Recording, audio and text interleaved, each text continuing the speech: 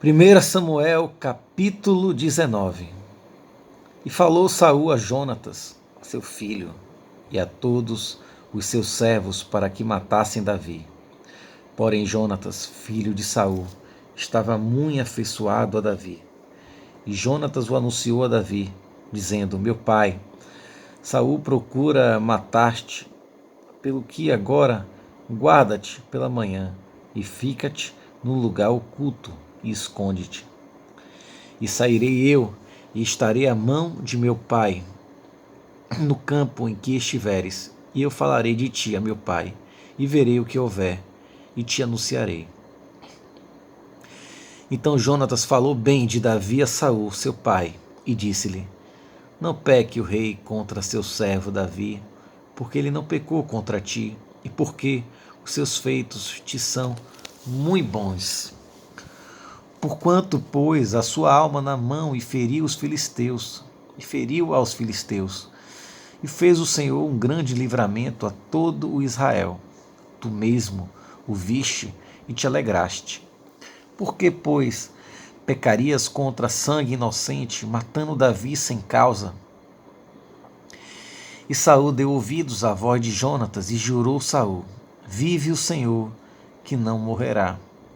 E Jonatas chamou a Davi e contou-lhe todas estas palavras. E Jonatas levou Davi a Saul e esteve perante ele como dantes. E tornou a haver guerra. E saiu Davi e pelejou contra os filisteus e feriu-os de grande ferida e fugiram diante dele. Porém o espírito mau da parte do Senhor se tornou sobre Saul, estando ele assentado em sua casa e tendo na mão a sua lança, e tangendo Davi com a mão o instrumento de música.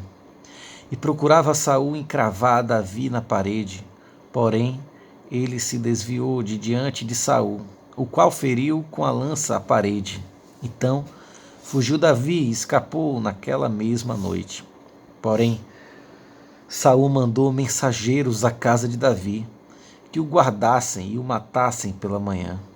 Do que Mical, sua mulher, avisou a Davi, dizendo: Se não salvares a tua vida esta noite, amanhã te matarão.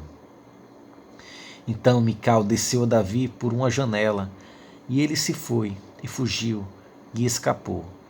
E Mical tomou uma estátua, e a deitou na cama, e pôs-lhe à cabeceira uma pele de cabra, e a cobriu com a coberta. E mandando Saul mensageiros que trouxessem a Davi, ela disse: Está doente. Então Saul mandou mensageiros que vissem Davi, dizendo: Trazei-mo, mesmo na cama, para que o mate.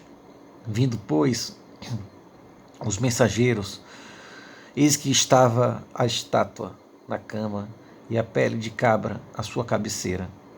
Então disse Saul a Mical: Por que assim me enganaste e deixaste ir e escapar o meu inimigo?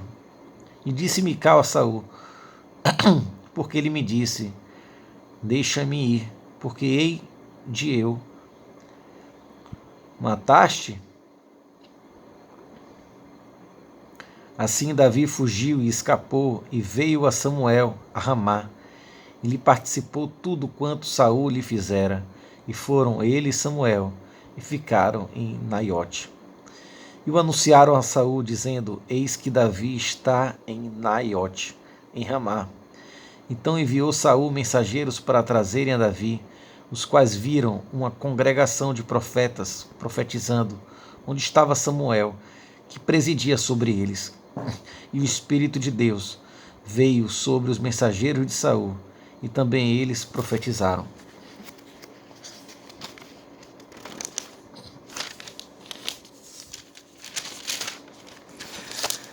E avisado disso, Saul enviou outros mensageiros, e também estes profetizaram. Então enviou Saul ainda uns terceiros mensageiros, os quais também profetizaram. Então foi também ele mesmo a Ramá, e chegou ao poço grande que estava em seco, e perguntando disse: Onde estão Samuel e Davi? E disseram-lhe: Eis que estão em Naiote, em Ramá. Então foi para Naiote, em Ramá, e o mesmo Espírito de Deus veio sobre ele, e ia profetizando, até chegar a Naiote, em Ramá.